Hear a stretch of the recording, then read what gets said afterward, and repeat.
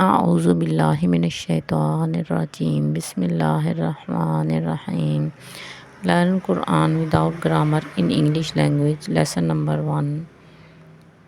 Three fatha and two fatha words mean he did.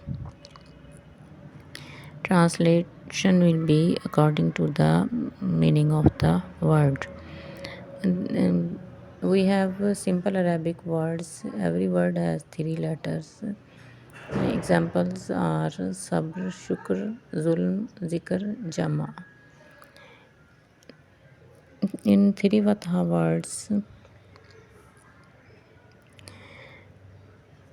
they have three letters in each word, and each letter has fatha on it, which means these words means he did. Examples are Saad fatha sa, ba fatha ba, ra fatha ra, sabara. Eh, he he was patient. Shakara, he thanked. Zakara, he remembered. Zalama, he oppressed. Jama'a, he collected.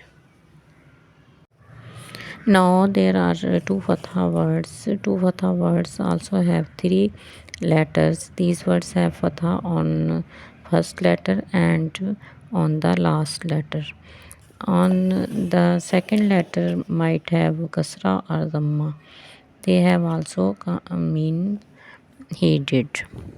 Example is sami'a, sa fatha sa, mim sin fatha sa, mim kasra mi, ain fatha a, sami'a, which means he listened. If there are fatha on all letters, it means that the person had carried out an action in past tense. E.g., he did.